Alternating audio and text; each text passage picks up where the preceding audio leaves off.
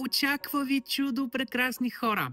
Време е днес да ви предоставя новото послание, което носи чудесата в себе си. Както знаете, много обичам да предавам посланията на картите и на Вселената, които са обвързани с чудесата във вашия живот. Затова, нека да видим днес в какво се изразява чудото, което идва към вас, каква е тази промяна, която идва, по какъв начин, като цяло какво да очаквате. Едно мога да гарантирам, че ще бъде чудесно. Енергията, с която бих искал да започнем това таро четене, е разбитото сърце, трите меча. Има много болка в сърцето ви, сърдечната ви чакра, много сте наранени. И всъщност къде идва чудото, защото всички останали карти са абсолютен контраст на трите меча и болката, която те съдържат в себе си.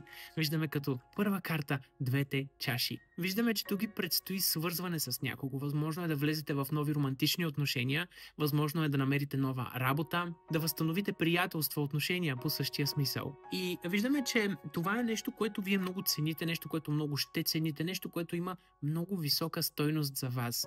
Но може би едно много по-красиво нещо, което излиза в картите през кралицата на пентаклите, е точно тази възможност вие да влеете душата си в това нещо и то да бъде ползотворно за вас, да бъде в потока и да се чувствате добре, да бъдете щастливи, докоснати от Вселената. И виждам, че тук говорим за много засилена енергия на взаимственост, колаборация. Тоест виждаме, че тук ако говорим за любовен интерес, виждаме, че с някого ще се съберете и ще бъде взаимно. Ако говорим за работа, работно място, виждаме, че ще се справяте много добре на работата си. Като цяло виждаме, че дори тук можем да говорим и за повишения, за колаборация, работа в екип, управление на хора. Виждаме, че като цяло е нещо, което вие много искате. Като сбъдната мечта е нещо, за което много сте се борили през годините, нещо, от което имате огромна нужда в момента и Вселената идва с това послание, за да ви успокои до голяма степен, че то идва към вас. Наистина е важно да прецените по какъв начин искате вие нещата да се случват във вашия живот. Манифестирайте. Манифестацията е много силен процес за вас. Защото виждаме, че човека, който идва във вашия живот е някой, който ще бъде много